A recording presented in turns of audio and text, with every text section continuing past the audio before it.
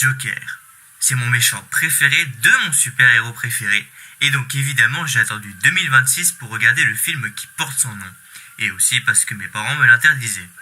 Et franchement, ce film est super. Il est beau, très bien écrit, avec de super plans et de super acteurs, de super musique, bref, un très bon film. Mais j'ai un minuscule tout petit problème avec ce film, c'est ça. Joker. Ce film porte affreusement mal son nom, et je vais vous dire pourquoi.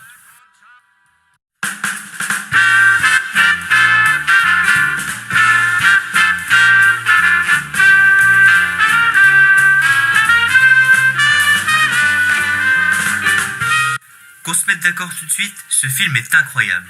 Comme je l'ai dit, il est beau. Même un plan sur un putain d'hôpital m'a émerveillé.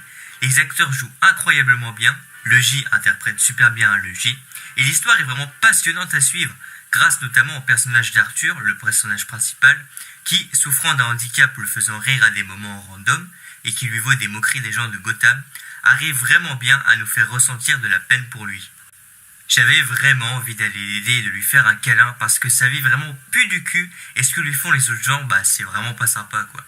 À chaque fois qu'un petit truc de bien arrive dans sa vie, une énorme bourde arrive ensuite et ça nous fait vraiment bien ressentir la tristesse d'Arthur. Mais passons sur le côté psychologique du film et allons voir le gros problème de ce film, son titre, Joker. Pour moi, ce film est nul comme étant l'origin story du Joker, car c'est totalement incohérent. Le Joker, c'est un fou dangereux, inconnu au bataillon qui débarque un jour et fout le boxon à Gotham.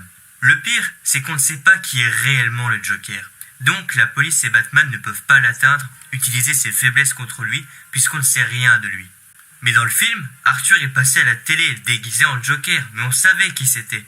Donc tout le monde l'a vu en train de tuer Murray, donc tout le monde connaît son identité. Ce qui fait que personne n'aura du mal à le retrouver, puisqu'on sait qui il est. Et on pourrait dire pour Batman, oui, mais il était petit, donc il se souvient peut-être pas d'Arthur. Déjà, de 1, on a certainement dû parler du Joker après la fin du film, vu ce qui se passe. Et de 2, on aura certainement redit au Chevalier Noir l'identité du Joker. Donc ça ne marche pas.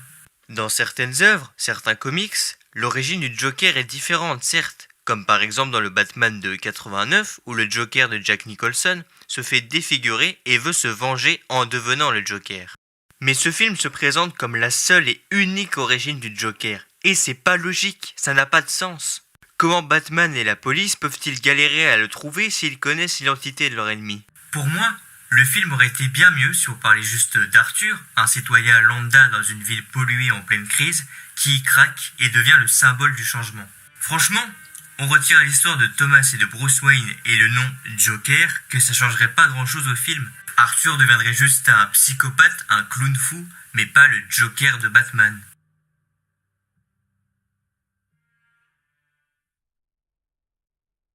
Pour moi, vous l'aurez compris, ce film ne devrait pas être l'origin story du Joker. Tout simplement car elle n'est pas réaliste avec ce qu'on voit du personnage par la suite. Le titre et le fait de prendre ce film comme origine du prince de crime est pour moi la mauvaise idée. Et j'espère que vous aurez compris ça dans cette vidéo. En tout cas, n'hésitez pas à me dire ce que vous en pensez, parce que ça se trouve, je suis le seul à penser ça. Bref, dans tous les cas, j'espère que la vidéo vous a plu. Abonnez-vous à la chaîne, c'est très important. Et je vous dis à la prochaine. Et surtout, n'oubliez pas... That's...